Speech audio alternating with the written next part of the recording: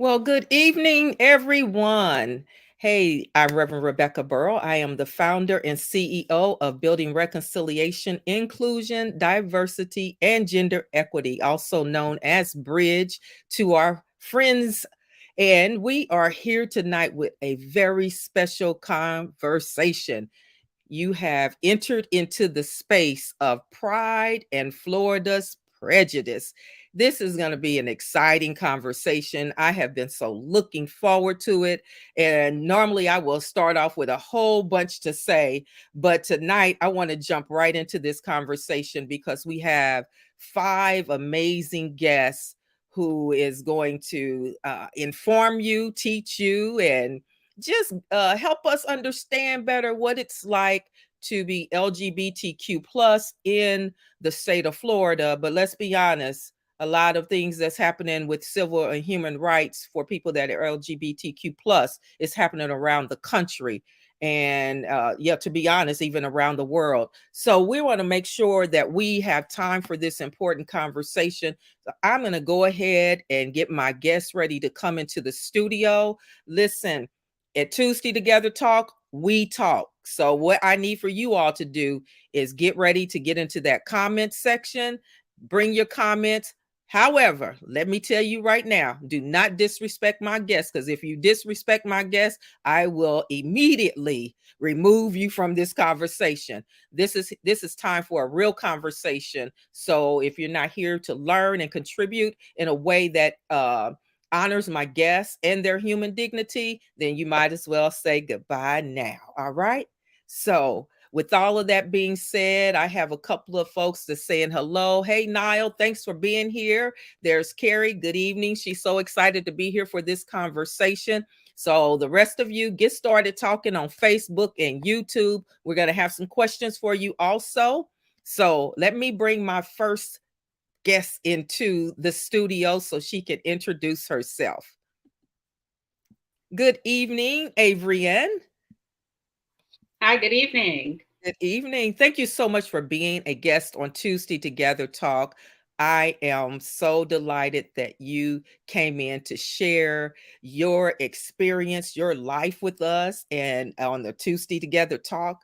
So I want you to just tell our listening audience, our viewing audience, a little bit about yourself. Sure. Hey, y'all. I'm Avrienne. I am a transplant to Florida. I moved here from New York, but I'm a military brat, so I'm not from New York, from a little bit of everywhere. I have 8 or 9 years as a public school teacher. So a lot of what we're going to be talking about today is very near and dear to my heart. I taught 6th through 8th grade. I'm a mom to a beautiful 2-year-old little boy. Well, he'll be 2 soon. And what else? Did I leave What anything else? out? Whatever you want to share. I'm not a teacher anymore. I'll go ahead and admit that. I work in the tech space now. I miss teaching. Not enough to go back to it though. Okay. But yeah, I think that's pretty much it. That's me. All right. Thank you, Avrienne, for sharing. The next person I'm bringing into the studio is Imani Love. Imani, welcome to Tuesday Together Talk. Thank you for joining us this evening as a guest conversationalist. Tell us a little bit something about yourself. Oh, good evening. Thank you for having me. My name is Imani Love. I am an erotic poet by trade. I'm an author, a freelance writer, a real estate agent, and I sit on the board at St. Pete Pride here in St. Petersburg, Florida. Thank you, Imani, and thank you so much for being here. Welcome, welcome. Thank you. Next, we're going to bring in TJ. I'm sorry, JT. I had a moment. JT, I'm sorry. I'm so sorry. All Welcome right. to Tuesday Together Talk. Thank you so much for being a special guest conversationalist on this evening. Tell the audience something about yourself. Yes, thank you. Good evening. Yes, my name is JT Terry. I've worked in the financial firm probably for about over maybe about 20 some years. I'm also a veteran and also a military brat. I've done client services, right? Wealth management, also in the corporate world. I also work now in the tech side, just like Avon as well, for a financial firm. I do participate within our Tampa Pride Committee within my firm, right? I'm actually the community engagement lead. I work with the Black Heritage Network and also our Veterans Council as well. So kind of a little bit of everything. Some folks call me the unicorn because I'm actually obviously open, proud, Black, gay veteran. Again, my name is JT. Some folks may want to know what that stands for. It's Jamar Terry, not Justin Timberlake. And you kind of get an idea, I'm actually really tall, so I'm sitting at my desk, but I'm about 6'4", and I love to travel. Any place tropical that obviously that is for our community within the LGBT community space. All right. Thank you, JT. Now, I did not know you were that tall. Okay. Thank you. Okay, our next guest coming into the studio is Tamara Lay. And Tamara, thank you so much for being a very special guest conversationalist for Tuesday Together Talk. Welcome, welcome. Please introduce yourself. Hi, thank you so much for having me. My name is Tamara Lee, and I am an activist, educator, and advocate. Originally from New York, I've been in the Tampa Bay area for about 2 years now. I am a full-time DEI consultant, and my specialty is intersectionality, so focusing on inclusion and equity for not only the BIPOC community, but also the LGBTQ community, and what the intersectionality of that looks like when you are sort of toppling two different forms of oppression on a daily basis, and making sure we can create as safe a space as possible for us, whether it's universities and schools, workplaces, organizations, teams, whatever. I'm also the editor of Blackout Magazine, which is a magazine that was created to give stage and voice to Black and brown queer folks from around the world. So we have writers and readers from all over the world and in every state in the country. And we've been around for about 2 years as well. And since being in Tampa Bay, I started the Tampa Bay Black Lesbians, which is a group of about 800 now, Black and brown queer women who come together for social activities, educational opportunities, pride celebrations, all year round. Thank you so much for having me. Thank you, Tamara Lee. I called it, Tamara. I try to put a spin on her entire name, right? I called her Tamara Lay. Okay, Tamara Lee. Thank you so much. Thank you for being here.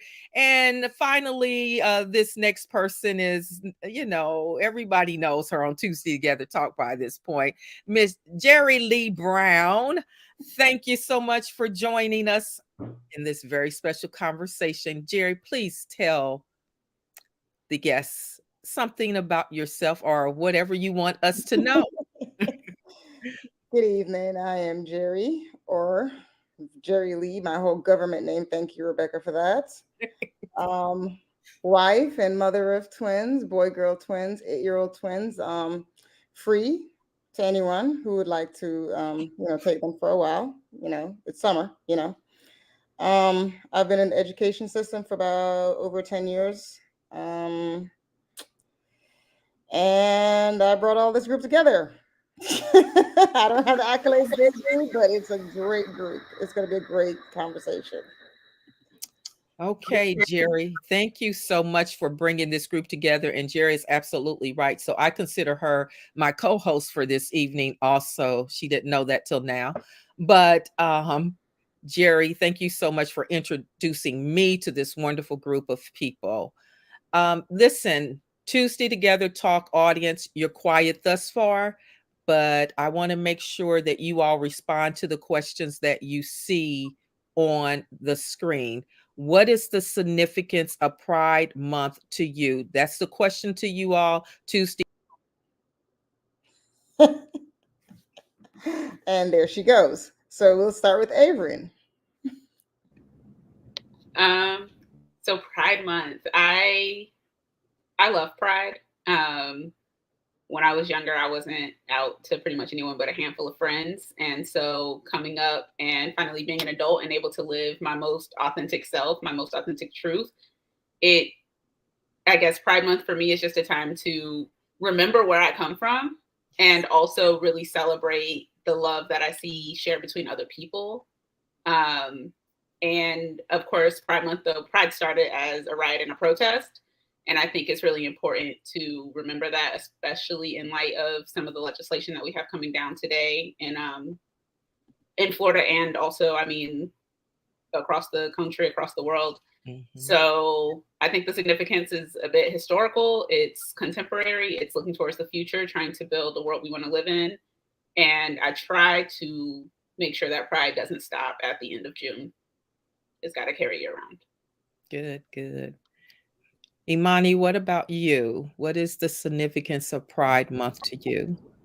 Oh, well, Pride Month for me has always been a celebration of my authenticity, of the love that I have encountered throughout the world. Um, Most recently, Pride Month has been an opportunity to reconnect with the community here in St. Pete. I am a board member on St. Pete Pride's board of directors, and it's given me an opportunity to embrace what is here and what needs to grow in St. Petersburg as far as our Pride community, especially as far as diversity is concerned. So, Mhm. Pride Month is a big time to engage with our community. Thank you. All right, Jerry, jump on in here and tell us what's the significance to you? And co-host, I don't gotta answer that question. Yes, you have to answer the question.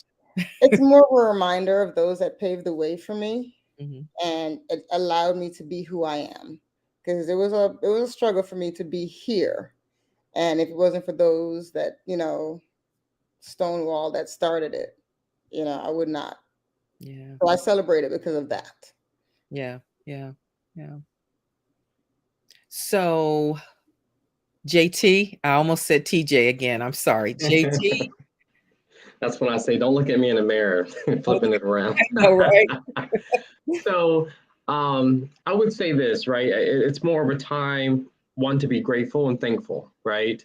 At the same time, understanding, as we know from a history standpoint, it started with Stonewall, but who, right? So as we all know, it started with a Black trans woman, right? Not everyone knows that. They're, especially the younger generation, no offense, they'll be like, oh, I'm just celebrating Pride because I'm going out to go hang out and go drink and do whatever they want. But it's really to understand why we're doing it, because today's society, as we will mention later on in this call, we're working backwards, right? So one, to be grateful, but at the same time is to be thankful and to form a unity, Mhm. because together we are strong, right? But also to be able and comfortable and realize, hey, I can be who I am, right? But despite all these laws and politics, we still have a bus wrapped here in St. Pete that says love is love with the rainbow on it, right? The progressive flag. Um, Tampa Pride wasn't canceled, right? So we celebrated. St. Pete Pride is still full in effect. So we're looking to celebrate with that. At the same time, obviously, we have common sense and use wisdom, and we have our law enforcement to protect, as it should be, right? So grateful to have that, because in the past, the police beat us, right? So at least we've come this far, right? And that's why I think together we need to continue to stand from a unity standpoint. But that's what it really means to me. Show your pride, be your authentic self, inside and outside of work when you can, right? That's what it means to me. Thank you, JT. Tamara. Um, Pride, I've had the opportunity now to be able to plan a Black Pride. Um, I've been a part of planning traditional prides. I've gotten to be a part of planning prides up north and now a pride down south. And it's really amazing to me always to see the spirit that travels through pride, no matter where you are, and no matter who's organizing it.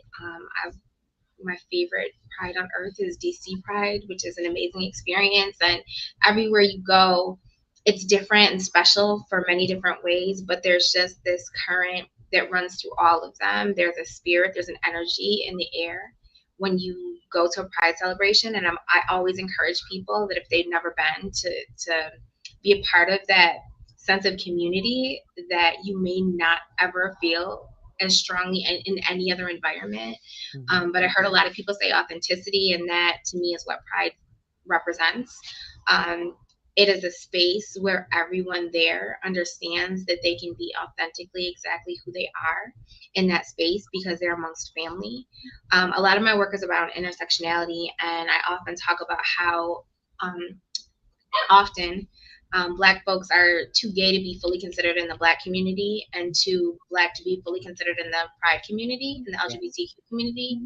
And so, especially once you're amongst people of color in a Pride space, Mhm. when you can fully be everything that you are, all of the pieces of you, all of the overlapping pieces of your identity, there's a freedom. And like pride doesn't even feel like a big enough word, but like to be able to tap into that true freedom to be who you are out loud and in color and publicly and amongst people that you know will take care of you and celebrate you and encourage all of that authenticity in you. It's just an experience that you can't find anyplace else, I don't think. So that's always what I think about when I think about pride.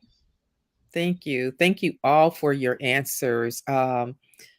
One of the reasons why I decided to have this conversation is because I want people to, I know pride is important and very significant right now, but I also want people to start tapping into understanding human dignity. I want people to understand the civil and human rights of people beyond their own personal culture and groups. And so this is one of the reasons why I really wanted to have this conversation on this evening for those of you out there wondering, uh why am I having this conversation? Because we have to start thinking more broadly about how we view and perceive people.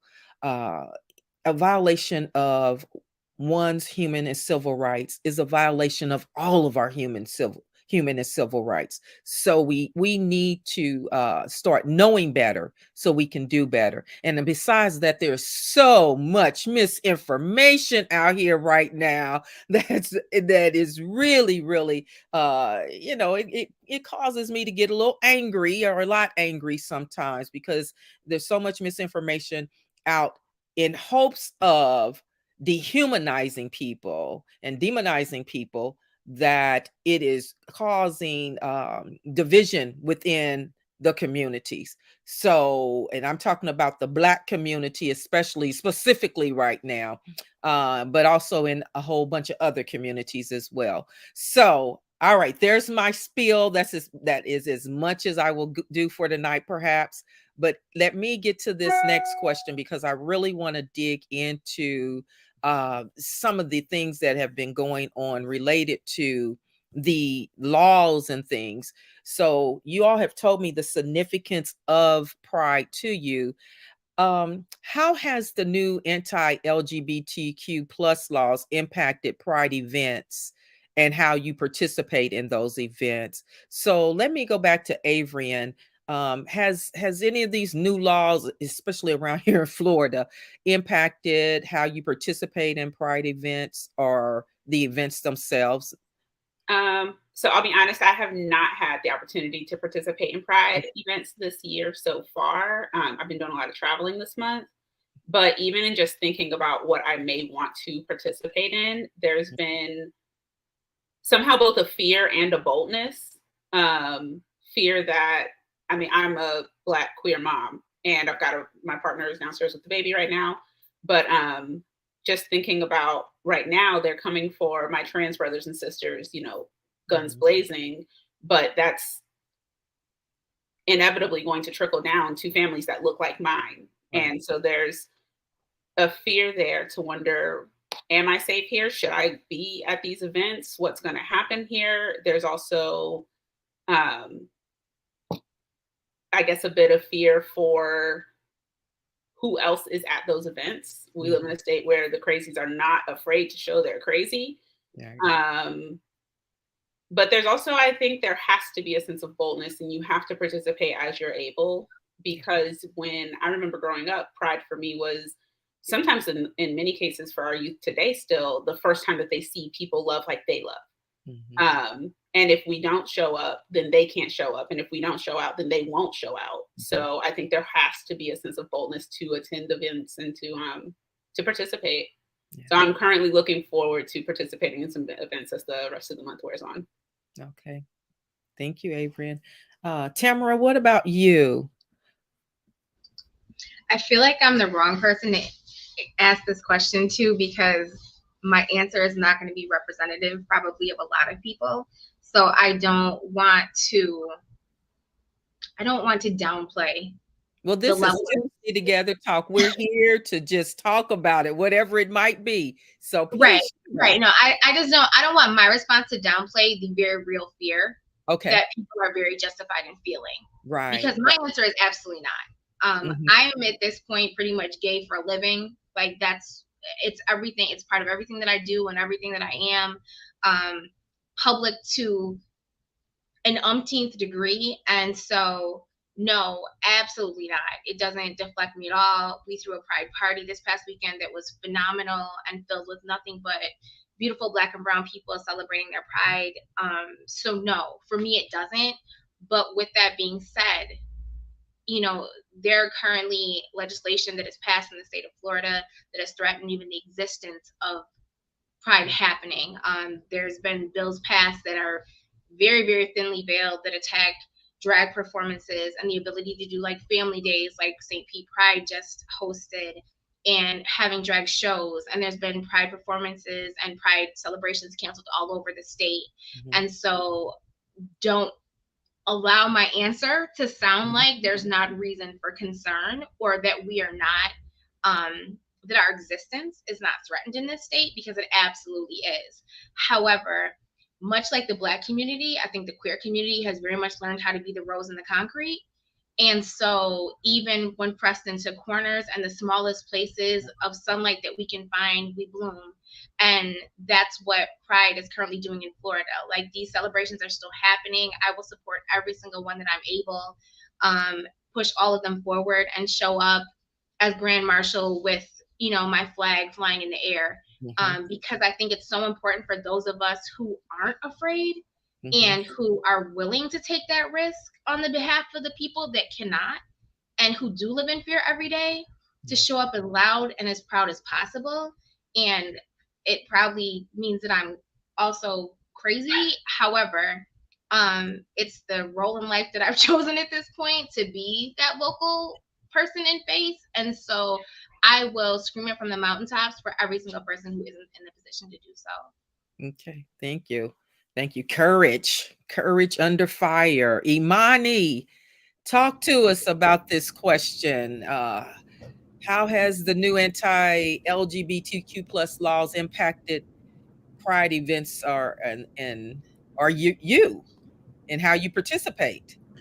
Well, as a part of St. Pete Pride, I am co chair of the entertainment committee. So my position is where I have to try to book the entertainers for all of the Pride events throughout the summer. And it has definitely impacted the opportunity to book talent because a lot of them are afraid.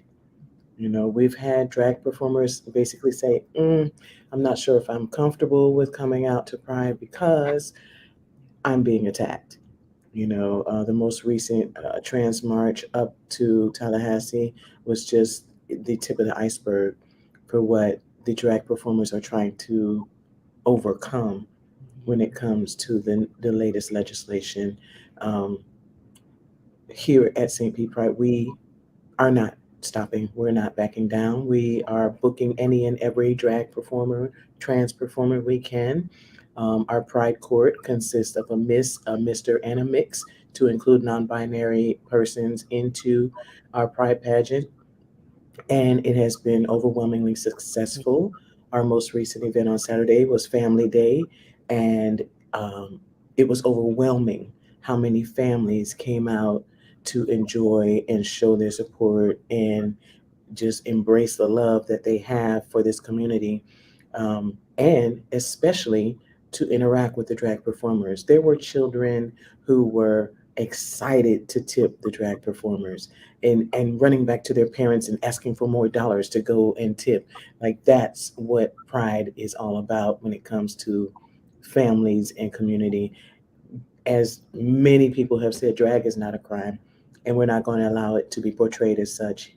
So it has impacted a lot of our opportunities to bring drag performers and um, trans performers to the forefront, but it has not stopped us bringing those performers and talent to the forefront. If not at all, we're trying to bring more attention to them to let the world know that we are here and we're not going anywhere.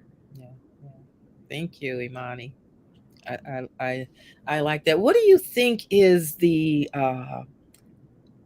I guess I know what I have heard in the news, but I'm thinking about this big threat, perceived threat, fake threat, made up, whatever. What is it that you think the legislatures are trying to convince people of? The legislation is so vaguely veiled. It's so open to interpretation that you can't gauge what they're trying to do. The idea is twisted in such a manner to make it more about something that it's not about. Mm-hmm. It's not about a trans person performing. It's not about a drag performer influencing children. It's about lawmakers trying to make a name for themselves Yeah, yeah. as opposed to attacking the performers, and they're using it as a platform. And I see Tam because I know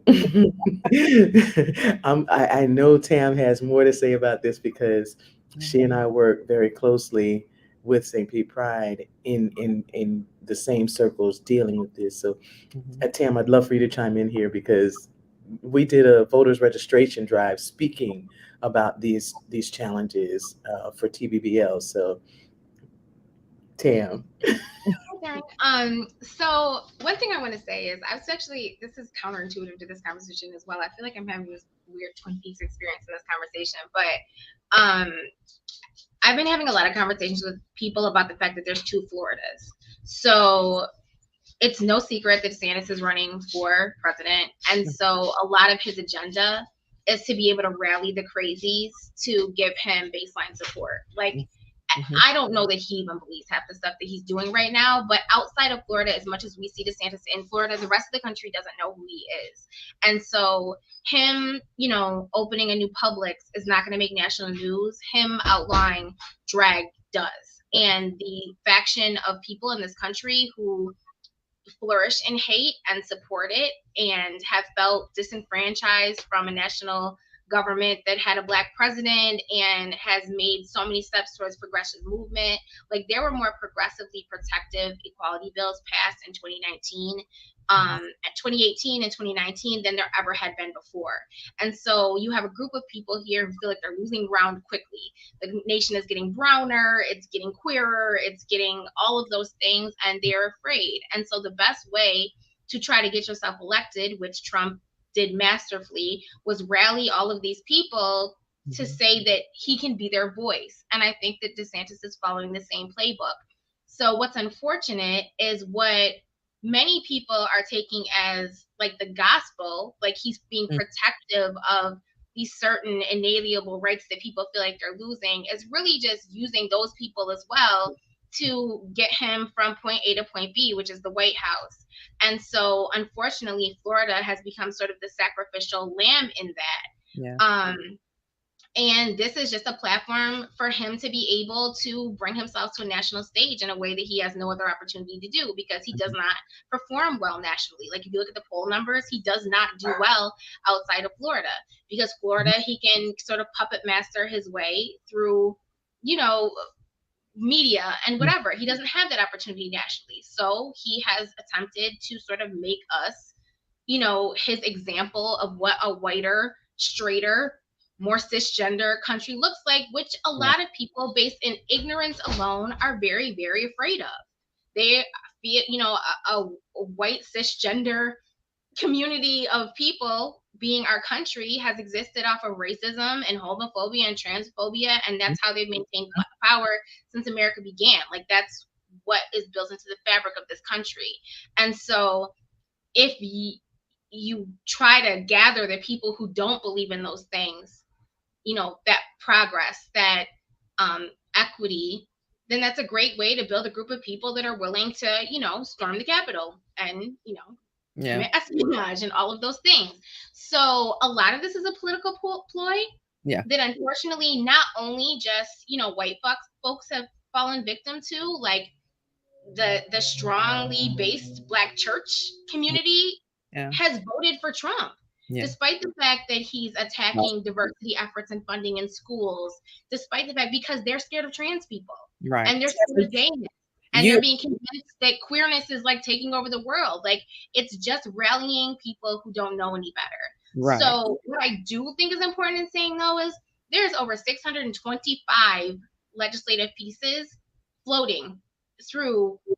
governments all around this country. All around the Like yes. 25 of them are in Florida. Right. So guess what that means? Yeah. They're every place else too. So you're right. What you said in the introduction is this isn't really a Florida problem. This is an America problem.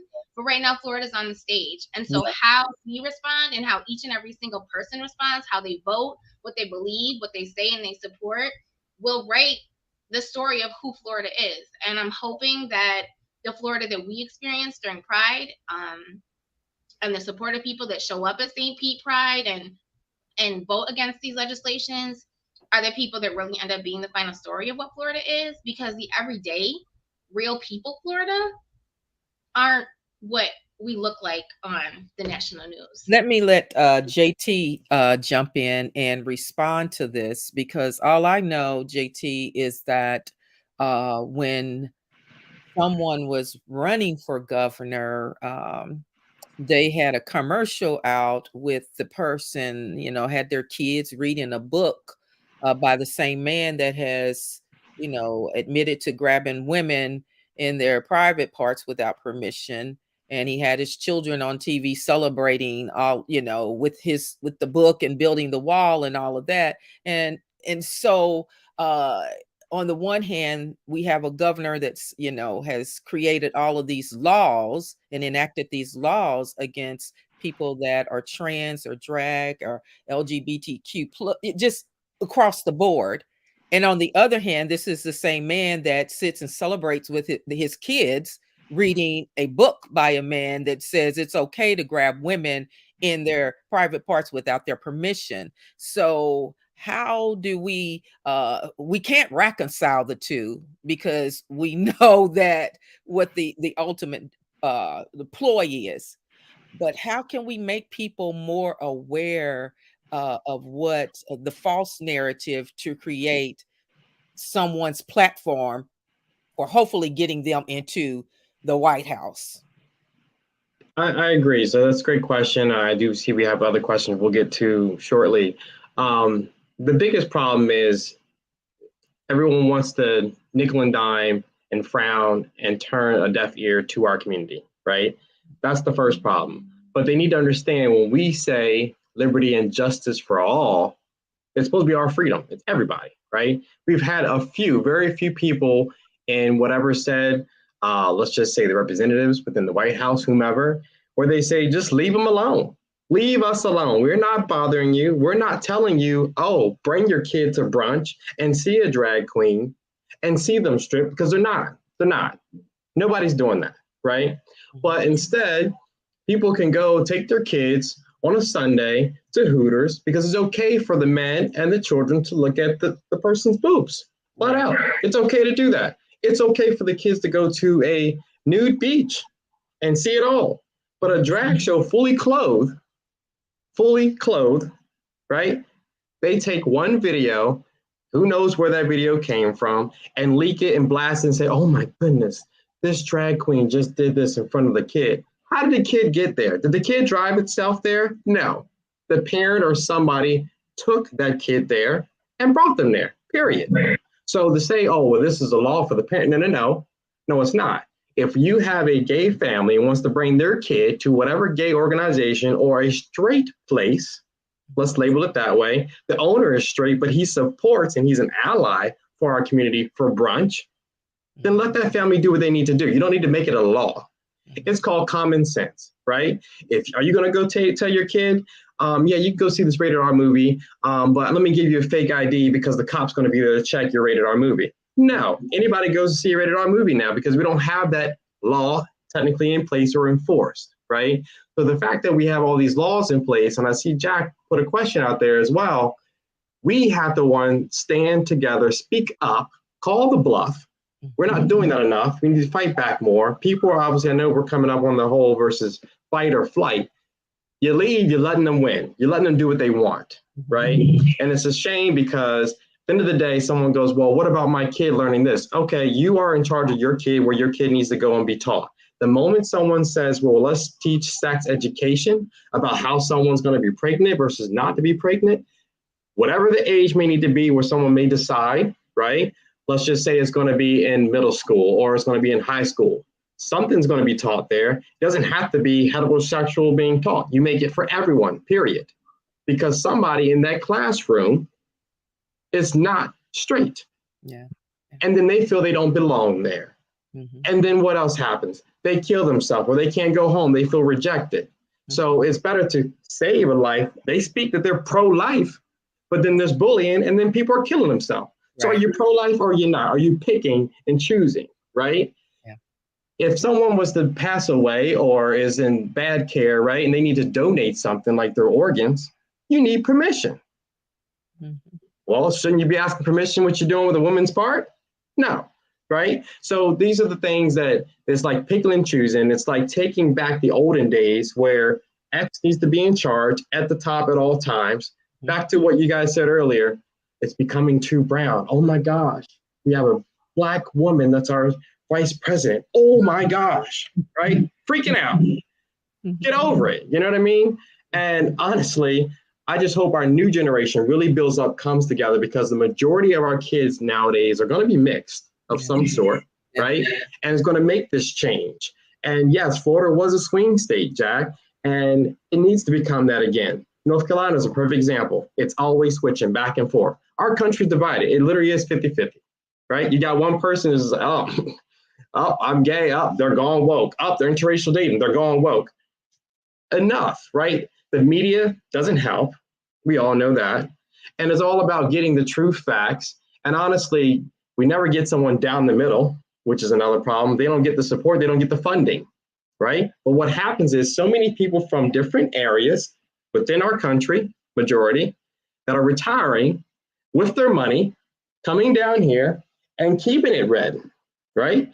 I don't care if someone's red or blue. I don't care. I don't. I have friends, I have family that's red, and that's okay. Everyone has their views and beliefs, just like religion said, like you said, in the Black churches. Just because you see someone Black, don't automatically go, oh, they're Democrat. Mm-hmm. You now assumed, you now judged. So, that's the biggest thing. And I think, not saying someone down the middle, you don't automatically say, oh, they're liberals, they're crazy. You can't do that. You got to understand where logic comes in, common sense. And what happens is certain areas of the right and some of the far left, they live in fear. They're stuck in the religious ways, and when they need to drop it, just like the judge says, oh, a man and a man can't get married, I'm going to deny them. You're fired. Why? Because you came to do a job, period. Put your religion aside, just like the military. Well, the Bible says thou shalt not kill, but you signed an oath to defend your country. You need to do what you need to do to protect yourself and your country. These are the lines, we have to play, and people don't think and have common sense. They get upset and go, oh my goodness, Target has pride gear, or they have pride wear and they're promoting. No, they're not. No, Target didn't say you need to buy this. Target didn't say it's 2 for $5 on sale. You got one rack out of everything, Let me interject real quick because I want us to have time to get to some of these other questions. But I do want to address this question that Jack has. He says, why do you think LGBTQ plus allies and Democrats seem to have given up on Florida? And to be honest with you, Jack, I'm not sure if it's the ideal that they have given up. But there is unfortunately something that happens in cultures, and we often say when the oppressed become the oppressors. Okay, there's always going to be a hierarchy in our society. That's the way it's been constructed, unfortunately. And at some point, when people feel that they can become, okay, at least I'm not on ground zero anymore, right? I'm no longer on ground zero. They've been oppressed for a long time, they become oppressors. Now I'm saying that because I do recognize that a great a deal of the African American and Black community will typically vote Democrat. Some of them have decided that everything that is being put out in the media is real and factual. They don't check their facts. And it also helps them feel like they are at least no longer the target. Well, let me just share a little bit of news with you. If you are Black and brown in this country, you will always be the target. The other thing is, just remember that a lot of LGBTQ plus rights, civil rights, and human rights rely upon the construction of civil and human rights. Therefore, when they start deconstructing the rights of the LGBTQ plus community, it becomes real easy then to affirmative action out of here. We got lucky with the voting right, okay? And not because of Uncle Clarence, because he decided that we didn't deserve to vote too much anymore, okay? But so many of our rights rely on one another. Women's rights, bodily autonomy. You see what they did? They deconstructed that, and then they go after other rights related to, because so much is built into those amendments. So we have to start being smarter, pay attention. And if we could stop trying to put our foot on everybody else's neck just because we don't agree with their lifestyle, we don't like what they're doing and all of this, we need to look at the big picture. How can we, one, look at people with human dignity? If you're not shooting at me and trying to kill me and you can respect me, then doggone it, it's mutual. Okay, Jack. Thank you, Jack, for that question. I think that's a great question. I know you have another one, and we're going to come back to it. Jerry, don't think you're off the hook because I'm coming for you. Okay. You and Adrian, because y'all done sat quiet for a while. So, Jerry, you want me to ask Adrian first, or you want me to? Okay, Adrian. So nationwide, there has been an uptick in the number of hate crimes against LGBTQ plus people. The individuals and community. Do you feel safe attending Pride events? And do you feel safe living in Florida? And I know we've kind of touched on that first part. Do you feel safe about the Pride events? You said that you haven't been to any. So do you feel safe living in Florida? So actually, I was reminded, my partner in the chat did remind, we did walk in Tampa Pride. So I got that one in, and I am walking in St. Pete Pride with TVBL. Do I feel safe attending? At my core, nah. Okay. At my very core, I wonder, what's going to pop off, if anything. But do I feel like I have to attend? Absolutely. Safety sort of goes out the window when it's not just my safety. It's not even really about me right now. Like, I'm somehow, I don't know, privileged to be a lesbian because they're not targeting lesbians right now. That'll come. But if I want to prevent that from coming, then I have to show up and I have to show out for my brothers and sisters who they are currently coming for. And then as far as living in Florida, more and more, less and less. Like I said, I wonder, my kid's he's going to be 2 in a few weeks. So right now I don't have to think too hard about it. But in 2 or 3 years, when he goes to school and Mother's Day and he draws a picture of his mommies holding hands, do I have to wonder if my kid's going to come home from school one day? Right? That terrifies me. And I just bought a house. So I like to keep living in the house I own. But it is scary out here. I don't see myself leaving anytime soon because nothing ever comes of that. When everyone flees, if you don't fight, you're not going to get what you fight. You're not fighting. So you're not going to get anything for it. But there's definitely a fight or flight response going on in my head. And I think my answer is fight right now. But like I said, as my kid gets older, who knows? I don't know where that's going to go. Yeah. Have to decide where to spend energy, and is this, like you say, you got to be concerned about your child, which we can have a whole nother conversation on that idea of, once again, why are our children not safe? Why aren't our children safe, in now in their homes, in their school, just everywhere? um Jerry, now, I know that you had all your pride gear on and you were dressed to the nines, had your hat, your shirt, your everything on. Um, and you were in a public place. Do you feel safe when you are wearing your pride attire and representing your community? No, 100% no. Okay. Because I feel like there's going to be an idiot who says, you know what, the hell with you, bam. And I have that fear because I have, you know, two little people. I don't want to leave them, but somebody's got to fight. Am I ready to take a bullet? No. Do I want to? No. Mhm. But that's how it started. And for it to continue, we have to keep doing those things. I Mhm. am hesitant in pride events. I wasn't gonna miss this weekend's. That was if it's any pride event, I'm gonna go to get nude. But for the black and brown, Mhm. but to walk in pride, even the pride event, no, I'm scared.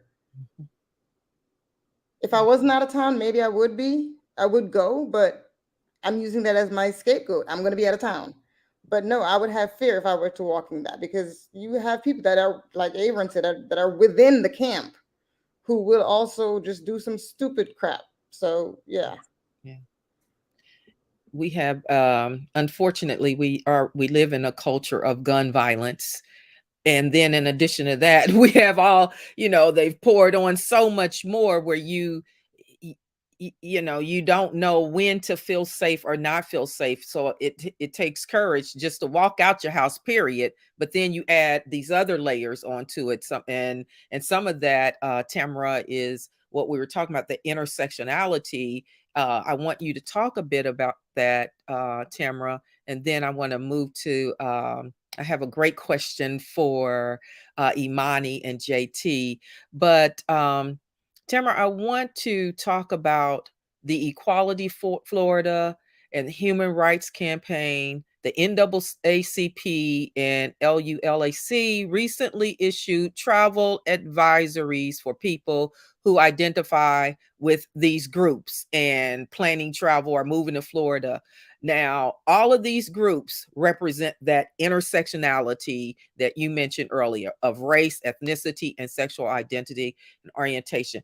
Talk to us about what all of those different layers mean and how more exposed people are to being a victim of hate crime based on their intersectionality. I'm so I'm so glad I got that question. So my whole work, my life's work is based in intersectionality, and so any person who does not have white skin understands what oppression and prejudice looks like in this country. So anytime, so that's a blanket of weight that you carry with you everywhere you go when you're facing implicit bias, when you're facing prejudice, active prejudice, or more institutionalized racism, which is just as violent and just as painful, but much more subtle often. So imagine that. And then none of us are one thing. No one's a monolith. So if you're carrying that weight, and then on top of it, your queer identity. That's yet another blanket of that prejudice and of that implicit bias and of that trauma. And then if you are um, trans or non-binary, that is yet another level, another wet blanket that you're carrying and dragging on your back. That's more of those weights that you're dragging with you. So you're basically just multiplying the levels of trauma and bias and prejudice and racism and homophobia and transphobia that you experience every day. So obviously that makes you just as um, multiplied levels of threat to your existence and your authenticity and your livelihood in your life. So absolutely. the first part of your question, I'm so glad you asked me about, because it's been something that I've talked a lot about. Honestly, these travel advisories are brilliant.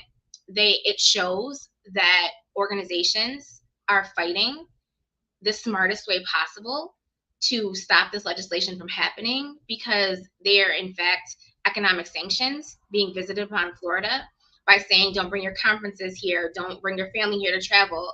No economy, nothing is more vital to economy in Florida than tourism. And it is automatically saying, don't spend your money in Florida, because at the end of the day, the people with the money who are really pulling the strings in this state care much more about green than they care about black, blue, brown, anything. And so it gives the opportunity for these organizations that are fighting to be able to have those money people that are pulling the strings of all these politicians and lobbyist groups be able to say, look at these numbers. You've passed this legislation and look how much money you're losing. All of a sudden, they care much less about people being black or brown or queer as they do the fact that they're losing money and their businesses are failing. So that's a ability to give them a foothold on something that may actually create change. Because again, most of the stuff is just rhetoric and isn't anything that people in charge really even believe. It's just a ploy. It's just a tactic. With that being said, what I've been personally encouraging people to do, like, I'm lucky enough that I live in St. Petersburg, Florida, which is arguably one of the most queer friendly cities in the state of Florida, and is honestly the only one that I would probably live in this day and age. So instead of not traveling here altogether and punishing, luckily in Florida, opposed to a lot of other states, there's a lot of city and county autonomy that, despite what state legislation looks like, they can still choose to protect their black and brown and their queer citizens and residents. And so look for those places. Like, don't punish the people that are doing it right or trying to and fighting back against that legislation. Punish the people that aren't. So search out places like St. Petersburg. Like, the mayor recently did this very beautiful speech at the Pride flag raising about how in this city proper, all of the residents will have rights and all of the residents will be protected and everyone is welcome. So visit there, visit that Pride, spend your dollars there. Look for black and brown businesses that support queer issues. Go there. If you're thinking about traveling to Florida, go support Disney. They are like killing DeSantis right now. So like, go there to spend your money and help them with that fight, because they're also losing money from sponsors of things that won't participate because of the different statutes that the governor has visited upon them. Call your hotel that you're going to go stay at and ask them what their policies are about diversity and equity. Ask them if they have statements on their websites and if they purposely employ trans employees or black employees or queer employees. Ask them what they stand for as a corporation, because that's the kind of thing that travels up. They get enough of those phone calls, then the CEOs that really make a difference, and again, the people with money that pull those political strings, understand that the kind of things that they support or that they're quiet about, because silence is violence. If you're not actively supporting these communities as we are in crisis, that says a lot. And when you find the ones that are willing to do those things, spend your dollars there. So yes, I appreciate those statutes happening and those advisories happening, because they are real and it is time to rally and it is time to be afraid. However, don't pull your dollars away from black and brown queer businesses that are in the state of Florida. Everybody doesn't have the money to leave here. Everyone doesn't have the ability to pick up their life and go someplace else where there are more rights. Now, I have actively told people who are trans not to move to the state of Florida right now, because their health care autonomy and privileges are not guaranteed here. So don't do it. Now is not the time. However, there are so many of us here that own businesses that are still fighting to survive in this environment. And so seek those people out, do your research, do your homework, do your due diligence, and spend your dollars there, opposed to not coming here at all.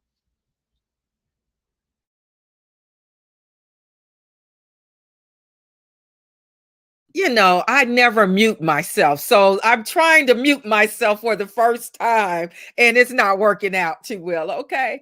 Those are some great tips and great suggestions, as Carrie said, Carrie and Lisa stated in the comments section.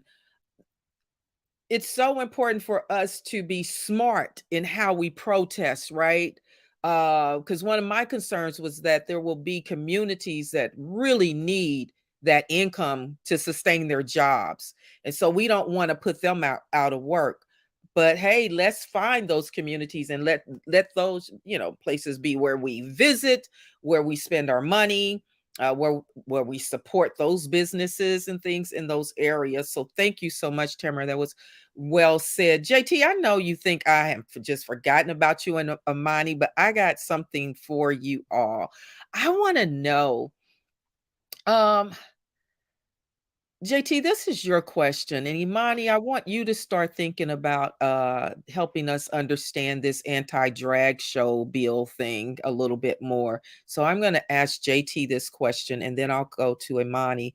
But JT, how do you persist in your fight for equality with all these laws that have been enacted here in Florida in the last 5 months? I mean, they just flooded the books on us. How do you maintain that this is who I am and persist for equality and equity and inclusion? Honestly, in short, it's really educating others that don't know, right? When they hear the anti laws against our community, they scream and shout it down our throats, right? And say, oh, well, because this, because whatever. I try and stop and say, well, what if it's your son? What if it's your daughter? One, two, three. Give them scenarios where it hits home to their heart, because at the end of the day, aren't we taught to love each other? That's the biggest thing, unconditional love. If we're saying that, if we're practicing that, if we're preaching that, then own it, right? We, with these laws, it's not doing nothing but segregating, it's hurting people, right?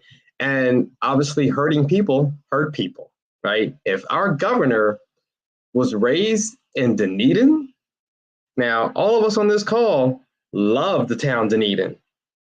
It's welcome all religions, whoever, right?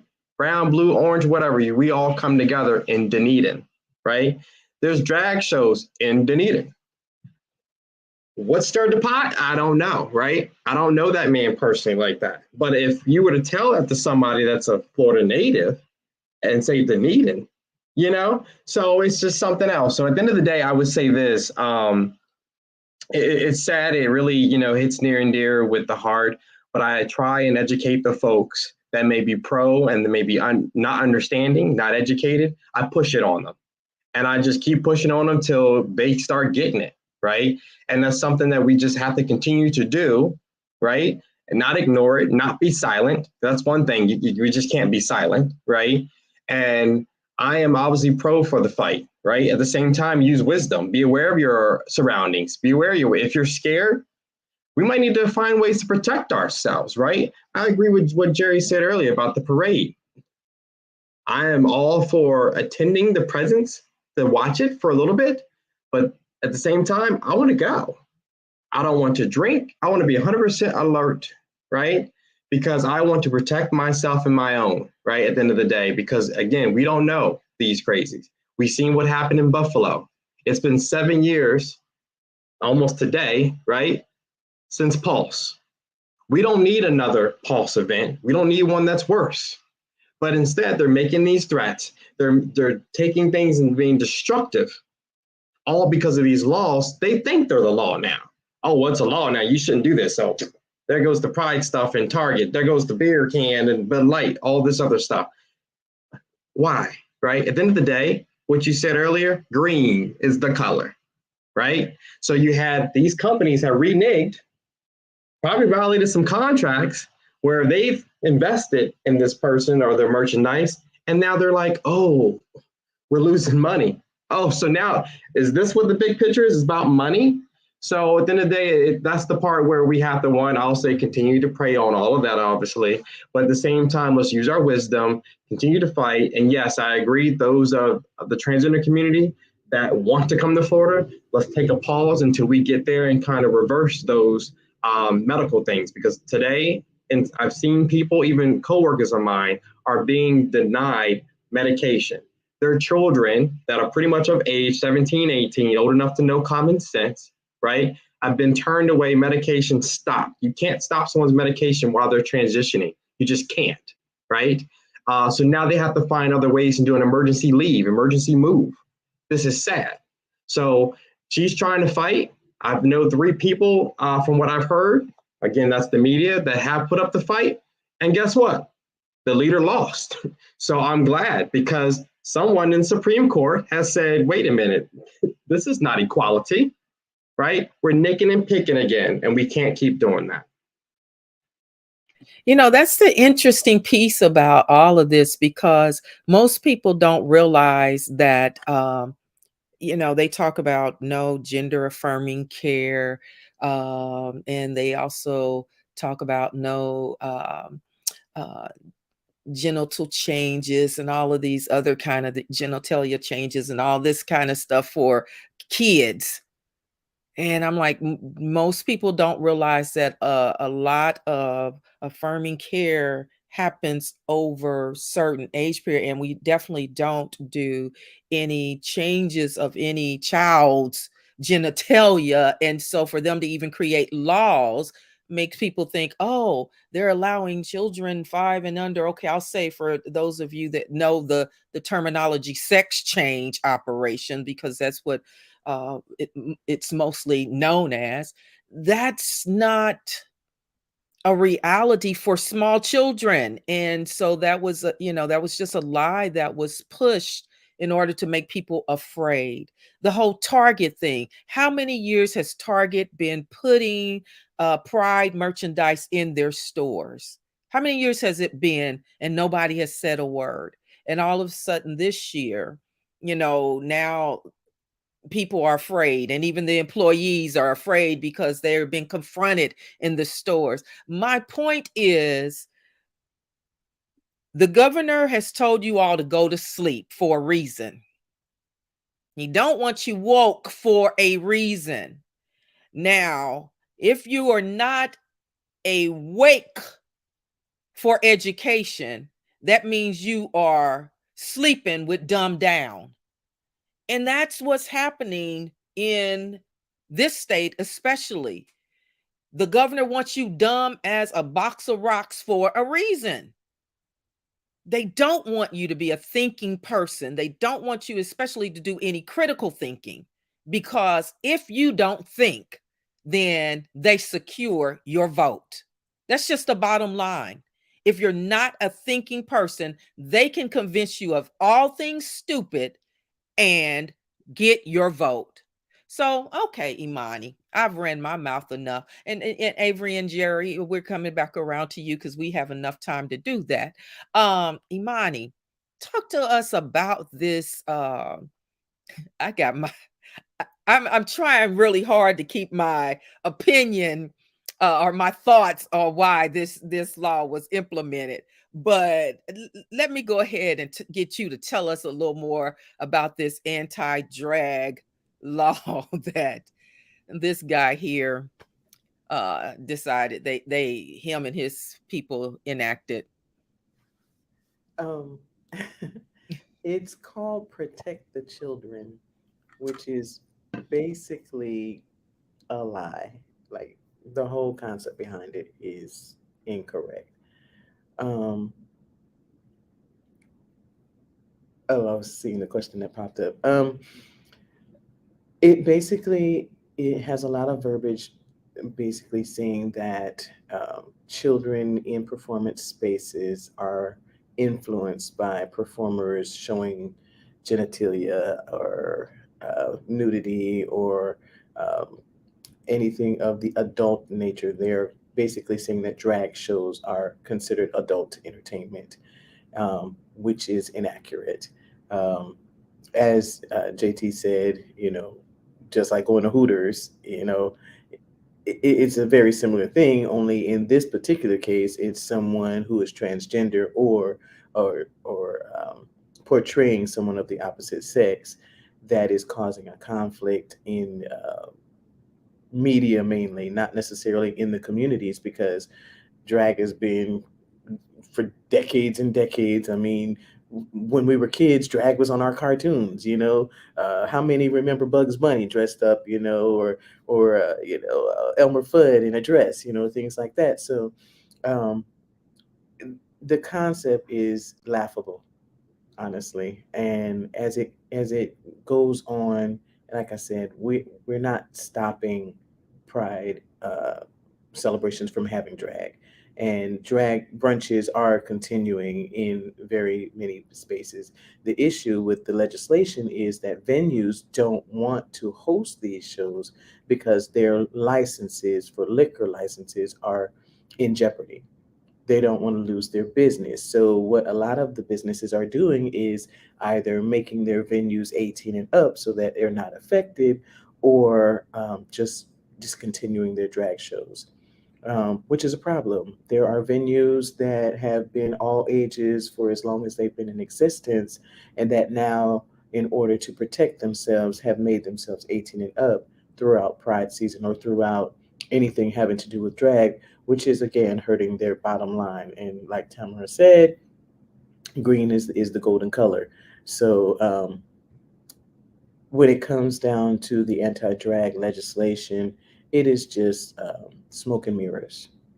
Honestly, it is a way to distract from what really should be read, because there's other legislation that's layered in there that the average person doesn't focus on. They're focused on the anti-drag, but there's other legislation or other verbiage in that legislation that should be focused on clearer. That's one of the things when we speak about educating yourself about the legislation that comes up for voting. Read read every single line, read every word, and make sure you comprehend, because what you think you might be supporting or not supporting, you could be hurting yourself or hurting someone in your community by not educating yourself on exactly what it means that you're fighting against or fighting for. um, it's sad that in this day and time that the average person doesn't take the time to do their research before they vote. They go with the popular, oh well, my friend next door is voting for this, so that sounds about right, and they don't read for themselves, and that's where we end up in the situation where we are now. So ideally, my advice when it comes to the legislation here in Florida: educate yourself, take the time. It could be saving a life. Read every single line, learn about what um, your candidates want and what they're for and what they historically have been for. Make sure they're not just doing something for right now to get the vote. Do your research on what they've always supported or what they've always fought for, and make sure that they're not just doing it to gain the votes for this particular session, because that happens a lot. And then the next thing you know, you've got someone in office that is not for what you need them to be for. That's right. That's right. You're absolutely right. And we're seeing this happen more and more often, where you're voting. There's been a couple of states. Well, we saw Krista Cinema do it. She is now an independent. There's another state. I wish I could remember the state rep's name, that was a Democrat long enough to get voted in. And then when it came to voting for women's bodily autonomy, she became a Republican and voted with the Republicans. So you need to understand, just because somebody is a D for Democrat at the beginning, when they're running. And I'm going to tell you how crazy it is, because years and years and years ago, when I used to do legislative work, I was approached by the Republican Party to, hey, do this for now, to run against the Democrat at that point. Now, listen, that's how they do it. They will recruit you, and before you know it, you're caught up in a system based on the fact that someone wanted to just use your vote. They will use your vote. So you need to do your research on these folks that are running for office. Just because they are a black or brown person, come on. Do I need to talk about Uncle Clarence again? Okay. You got what's his name running for president now? Tim Scott. He's running for president now. And he doesn't even think their racism exists. So you have people that might look like you. That doesn't mean that they agree with everything that your life needs and stand for. And then there are some people that don't look like you that really are trying to ally with the community, but we have counted them out because they're not of the same hue. We can't continue to vote and be like that. We have to start doing our research and dig deep into some of the background information. How has a person voted in the past on some of these issues? So, okay. So thank you, Imani. I got that. Thank you. So I'm not going to just conversation could go on and on and on and on. I know, but I do want to real quickly, I want to get Avrian and Tamara and Jerry's take on this question. How do you persist in your fight for equality? So y'all have 1 minute to respond. 1 minute each to respond. Okay. Start with Tamara. I think that safety always needs to be everyone's number one concern. Like, again, it will take those of us that are moving here and that are choosing to stay here to fight to change things that are happening in Florida without a fact. But also, if you need to leave here to protect your family or to protect your safety because you're not in a community or in a place where you're supported, then you do what you need to do for yourself and your family. Yeah. Those of us that are willing to be vocal, to be loud, to be proud, to be present, to be visible, I think that it is our absolute duty to do that to the absolute furthest extent we possibly can. To educate, to inform, to encourage, to register to vote, to make sure we know what's happening in the world, to educate our peers that may not be as politically savvy or understand what's going on in the world, to host registration events in your community amongst your peers so that they can be a part of the process, to get involved, and to most honestly just to be loud in who they are so everyone can see in the world. Like, if we get so afraid that we crawl back into these closets, into these corners, what do they say, that if the sheep doesn't tell a story, the hunter is always the hero? Because if we just think back to where we were, we're basically handing our liberty over to these people that are seeking to persecute us. And so those of us who are in a position, like right now, the trans community is who's being attacked. And so I'm not trans. So that means it's my turn to step forward and represent people. Like, I heard someone saying on one of the news channels, like, they act like they're going to eradicate transness, and then they're going to go fix the roads and infrastructure. No, they're going to persecute trans folks, and then they're coming for the rest of the LGBTQ community, and then they're coming for Black folks and whatever marginalized community is up on the block next. And so it's our opportunity to, no matter who we are, we have more privilege than somebody. Yeah. And it's our time now to stand up loudly for every last one of those people that is behind us, and for our kids, and for these LGBTQ youth that are going to be getting punished years into the future if we don't stop what's happening right now. So I think you do what you have to do to be safe, but any space you have to be loud and to represent love and to eradicate hate, that you do that in every single way you possibly can. Thank you. Thank you. Wonderful. Avrian? So persistence for me looks like showing up. I show up for my family. I wear my pins and my pride colors, and I make sure people know that I'm a safe space. Like I said before, I used to be a public school teacher. I taught 6th through 8th grade, and I've got kids who I taught 5, 6, 7 years ago who still text me, reach out, and I check on them. Y'all doing all right? Because this world is crazy. And they thank me for being my authentic self, so that they know that they can come up as their authentic self. So that right there is enough motivation for me. I just have to. I don't really have a choice. I vote. y'all, I was giggling a little bit because I used to be a registered Republican so that I could vote for who I didn't want to win in the primaries. See? um, so I'm no longer a registered Republican. Don't give them any ideas. No, I straight up, I would go and be like, well, I don't want Trump, so who else can I vote for?